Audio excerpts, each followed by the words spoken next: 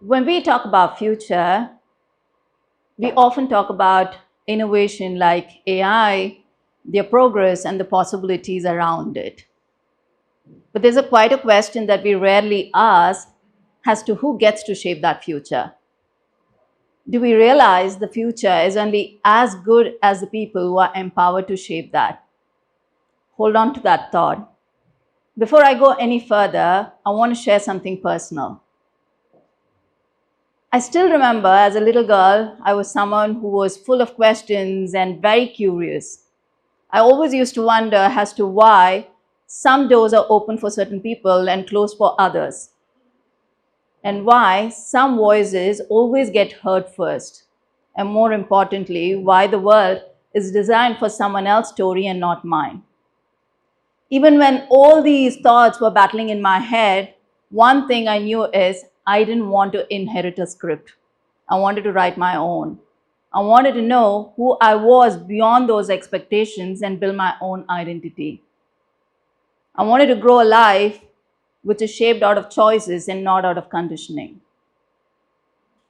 One might think to do all this, I would have pushed back with resistance.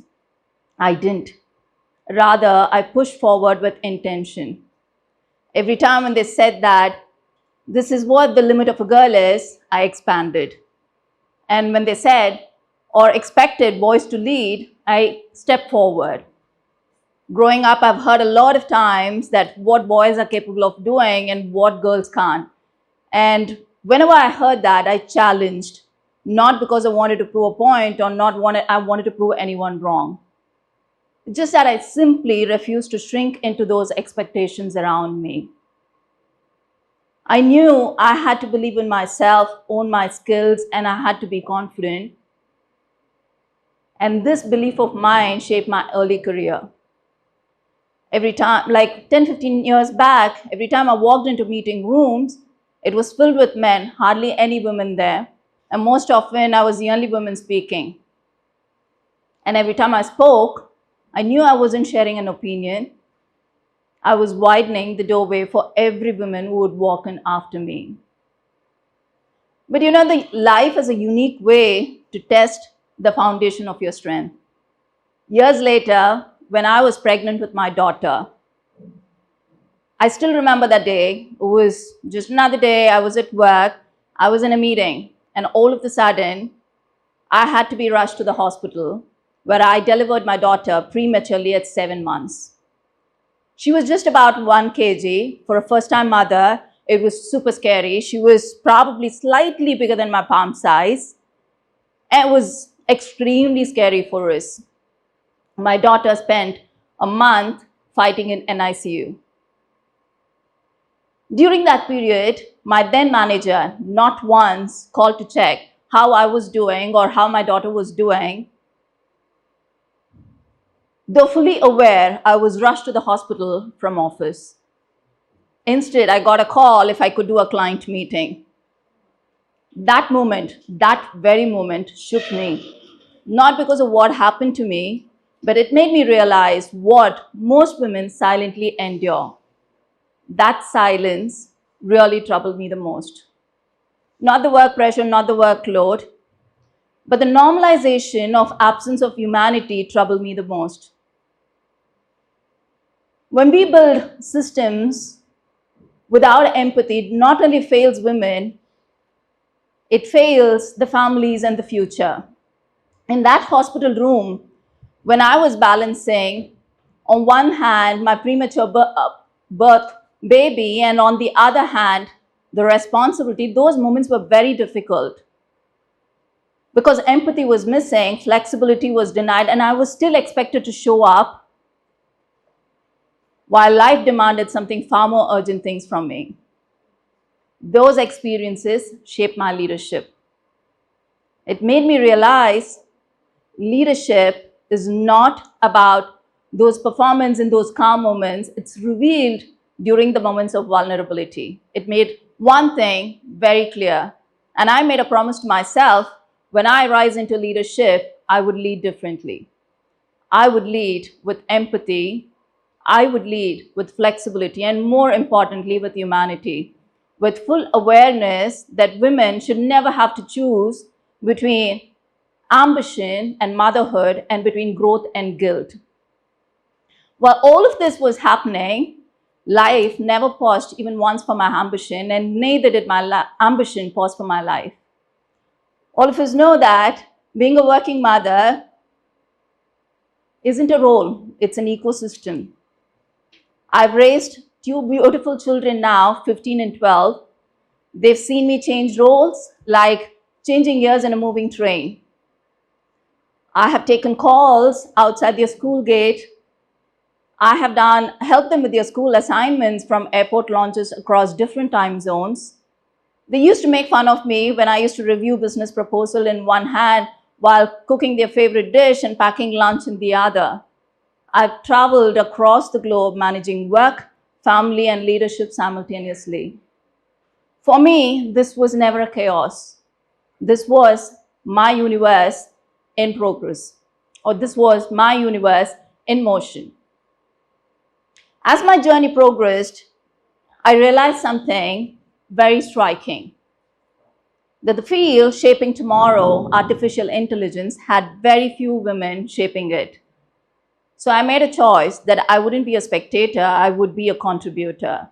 Very recently, I completed my doctorate in the field of artificial intelligence, not because I wanted to add another degree, but I wanted to stay relevant in the world which was accelerating forward.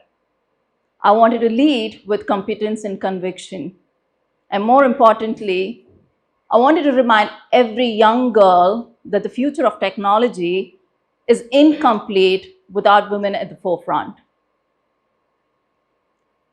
Just to draw a parallel, the more I learned about AI, I realized the evolution of it is similar to us. AI evolves with iteration, so do we. AI learns from data, and we learn from our experiences. AI improves with every mistake it makes, and so do we get better with all the mistakes and our experiences. But there's a critical difference.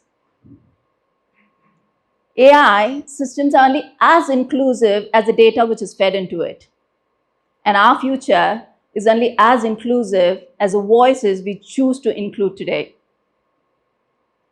Through all of this, I learned something very powerful,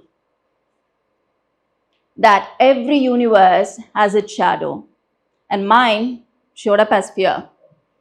Fear of failure, fear of not being enough, fear of judgment.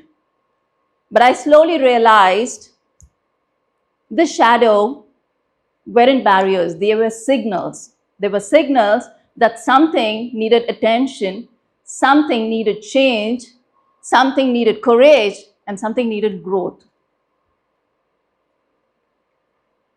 As I confronted them, that's when I started to build my own constellation, a map of all my strengths, my weakness, my learnings, my failures and wins. And the more I started to share my universe, I started to create more impact. People didn't respond to my perfection. They started to respond to my transparency, my willingness to lead, my willingness to speak, and my perspective. That's when the message became very clear. When women unveil their universe, it not only shifts their world, it shifts every word around them. Unveiling is not about perfection. It is about courage. It is about curiosity. It is about the iteration, and it's more importantly, it's about your identity and independence. It is about you choosing to participate in the future without waiting for the permission to enter into it. The whole part, when I had to give premature baby, when I was taking care of her, it taught me empathy. And overall, the journey of my motherhood, and it's still going on, still teaches me resilience, and the leadership taught me responsibility. And all this talk, which I'm doing today, is not about a struggle. It's about expanding possibility. It's about believing in yourself and the power of choices which we make without seeking validation from the outside world. I grew in a world which actually believed boys can achieve far more. But today I stand here as a mother, as a leader, as an AI professional, and more importantly, as a woman who achieved far more than what the society had thought for her. So I want to tell every woman who's listening, remember one thing, your universe is not handed over to you. You got to build it. You got to expand it, and you got to unveil it beautifully, powerfully, and unapologetically. Whether you are a leader, whether you're a parent, or you are a technologist or a policymaker, I want to leave with one thought. The question is not whether women can lead. The question is whether the future can avoid not to include the universes women carry with them. Thank you for listening.